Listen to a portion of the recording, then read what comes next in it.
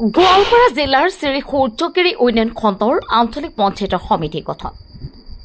পূব গোৱালপাৰা শ্ৰী সূৰ্যগিৰি উন্নয়ন খণ্ডৰ আঞ্চলিক পঞ্চায়তৰ 8জন সদস্যাৰ ভিতৰত 6জন সদস্যা লৈ আঞ্চলিক সমিতিখন গঠন হয়।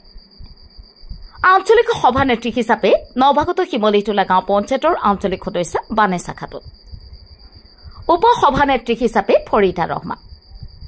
বানেছা খাতুনে AIUDF দলৰ পৰা জয়লাভ হৈ কংগ্ৰেছ দলত যোগদান কৰিছিল। আঞ্চলিক সমিতিখন ভৱিষ্যতে কোনো ৰাজনৈতিক দলৰ দখলত যায় নে নাযায় সেয়া কোনো স্পষ্ট হোৱা নাই। নৱনিৰ্বাচিত সমিতিখন আজি বিপুল আদৰণি জনাই বহু সংখ্যক ৰাইজে ফুলাম গামোচা জাপি আদৰে। মাটিয়াৰ পৰা চাহানুৰ ইছলামৰ ৰিপৰ্ট, MT নিউজ।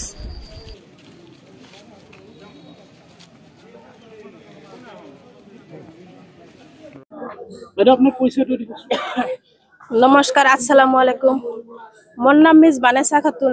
6 নং শ্ৰী সূৰ্যগিৰি পঞ্চায়তৰ সভানেত্ৰী হিচাপে আজি মোক ৰাইজে সাপোৰ্ট কৰিছে আৰু লগৰ মেম্বাৰ বিলাকে লগত আছে।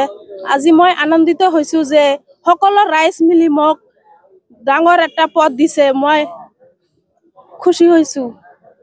আপোনালোকৰ ইলেকশন হ'ল না সিলেকশন হ'ল? সিলেকশন হৈছে। হয়, কিমানজন মেম্বাৰ?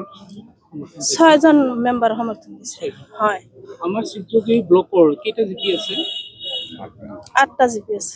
হয়, 6জনৰ সমৰ্থন কৰিছে। হয়, অনাগত সময়ত কেনে ধৰণৰ কাম কৰিব ৰাইজে? ৰাইজৰ লগত মিলি কাম কৰিম।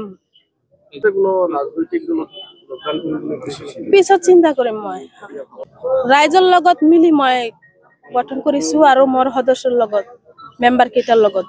আপোনাক যেহেতু 5জন সদস্যই সমৰ্থন জনাইছে, কি জনাব? ধন্যবাদ জনাম তেহেঁতক।